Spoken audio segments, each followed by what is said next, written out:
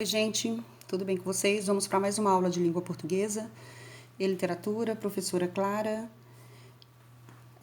Hoje vamos de romantismo. Na nossa última aula de literatura falamos sobre a literatura colonial, onde foi abordado sobre o quientismo, o barroco, o arcadismo. É sempre muito importante lembrar que cada literatura, movimento literário, está muito ligado ao contexto histórico, social do que está acontecendo no momento, tá? Então vamos sempre lembrar disso. O romantismo no Brasil ele aconteceu entre os anos de 1836 a 1881.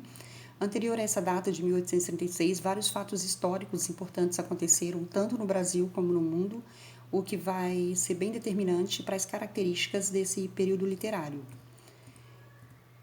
O romantismo ele foi um dos principais movimentos de arte do século XIX. Tá? No Brasil, ele teve como marco inicial uma obra publicada de Gonçalves de Magalhães. É muito importante lembrar desse nome, Gonçalves de Magalhães, tá? Na sua obra Suspiros Poéticos e Saudades, no ano de 1836.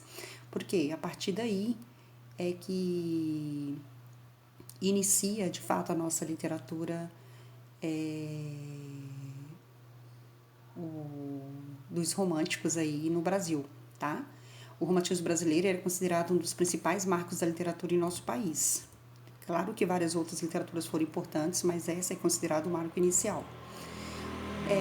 Sabemos que vários fatos históricos, o contexto social é muito importante para o que acontece na arte de uma forma geral, e na arte literária não é diferente. O principal fato histórico que aconteceu no Brasil naquele período foi a chegada da família real portuguesa em 1808. E por que foi tão importante? Porque uma série de modernizações começou a ocorrer no país a partir da chegada deles, que foi a criação da imprensa brasileira, a construção do Museu Nacional, que infelizmente foi incendiado, né, Rio de Janeiro, 2018, fundação do Banco do Brasil, decreto de abertura dos portos das Nações Amigas e criação do Ministério da Marinha, das Relações Exteriores, do Tesouro Nacional, enfim. Então foram todas modernizações que foram muito importantes aí para o nosso país nesse período. Tá, as principais características do romantismo. Ele representa a burguesia do século XVIII e XIX, ou seja, né, um movimento o de uma produção de uma nova elite da sociedade que havia superado os regimes absolutistas, né, que até então era comandado aí pela realeza, pela monarquia. Isso foi durante anos, isso foi caindo em decadência e veio então a ascensão da burguesia, onde tinham aí os seus ideais, a sua ideologia, né? Ali pelo movimento, pelo liberalismo e enfim.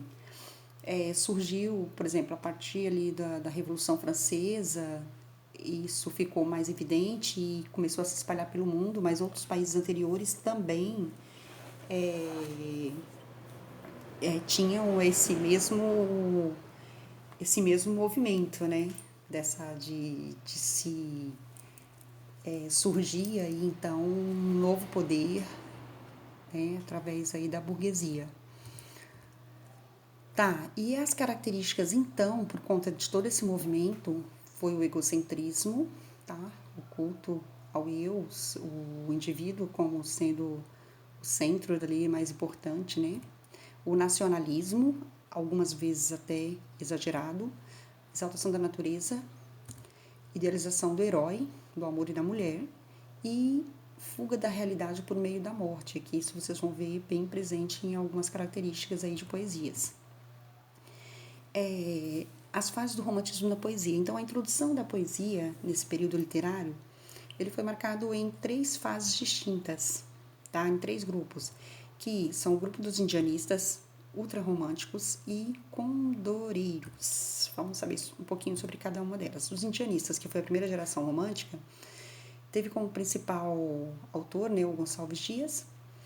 Ele foi considerado o mais nacionalista entre os românticos, porque as suas obras ele exaltavam muito a natureza e, enfim, né, foi muito marcante, né? Tem aquela obra lá,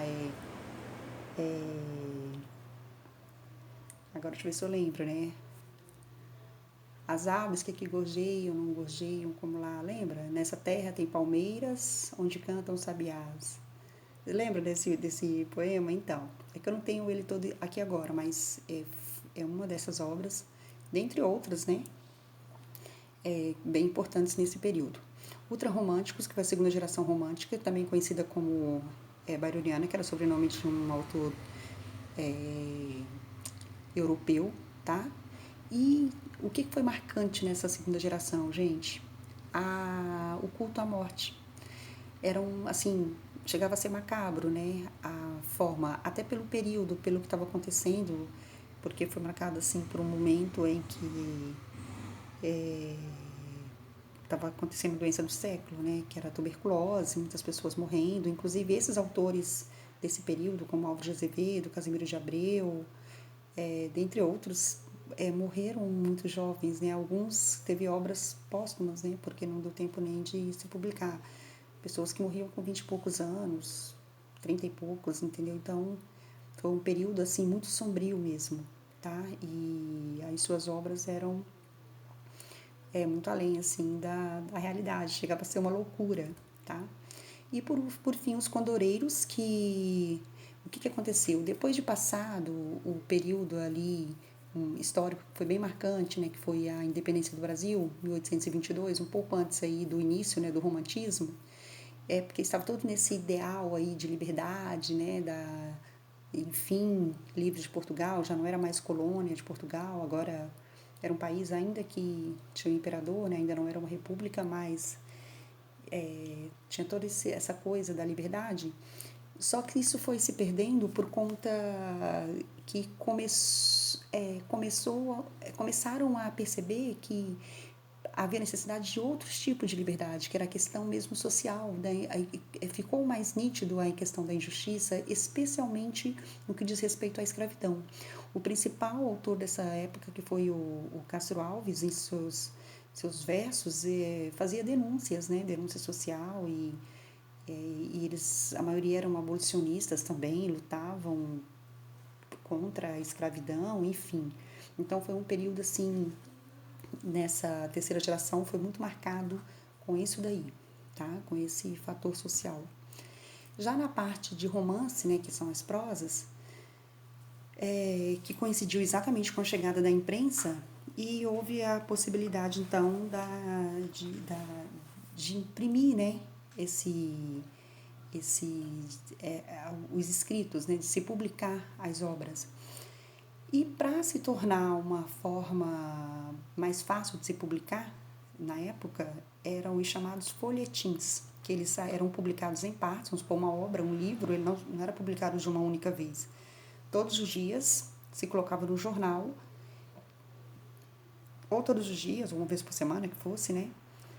Conforme a publicação do jornal, parte da obra. Então as pessoas iam acompanhando as histórias como se fosse uma novela, né? Uma série, enfim, né? Vai acompanhando por parte e naquela expectativa do que ia acontecer. Então os autores dessa época usaram dessa estratégia para poder publicar as suas obras, tá? E aí as obras, por exemplo, José de Alencar, que foi um dos principais escritores de romance dessa época, ele teve obras tanto que retratava tanto a parte da natureza, dos indianistas, de exaltação aí, a, a natureza, quanto também da parte urbana, né? Que você falava de como era a vida no Rio de Janeiro, as festas, a sociedade, a elite retratava muito isso daí, né? Os romances.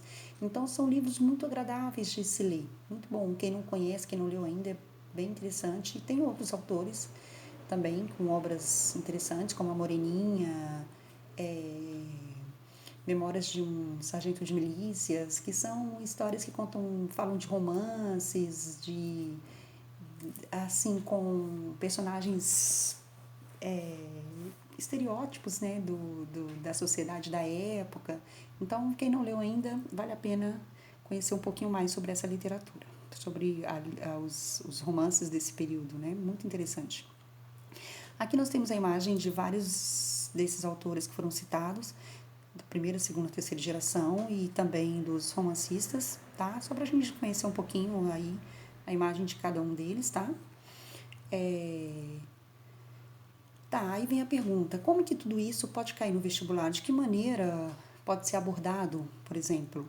Bom, é muito importante a gente pensar no seguinte, que as ideias estéticas do romantismo, aplicadas à realidade brasileira, produzir uma literatura marcada pelo patriotismo. Essa é uma característica muito importante. O ufanismo cego, quer dizer, aquele patriotismo totalmente exagerado, o desejo de construir um sentimento de brasilidade. Então, tudo isso são são temas que podem perfeitamente cair em questões e que você deve fazer referência ao romantismo, entendeu? Se fala lá sobre a questão do patriotismo, né? Se fala sobre a questão da brasilidade, você logo vai remeter a essa escola literária que tem como característica marcante tudo isso. Então, por isso que é importante a gente saber a característica e saber associar a determinada literatura. E como que já caiu? Então, aqui, gente, tem uma questão que caiu num vestibular passado, né, de uma determinada universidade, em que tem a citação de um autor, tem um trechinho de um verso, e abaixo a que se refere, né, esse trecho, né? Pode estar também em que outra obra? Então, olha que fácil. Se você sabe as características de uma determinada escola literária, a gente olha e já vê a resposta, tá? Então, eu não vou falar logicamente, eu vou esperar que vocês me mandem a resposta dessa questão pelo WhatsApp, tá? Vocês enviem para mim, juntamente com as respostas das questões que vão pelo grupo, tá bom? E por enquanto é isso. Nós vamos aos exercícios enviados aí pelo WhatsApp, cada um no seu dia, né, de acordo com as aulas dos polos.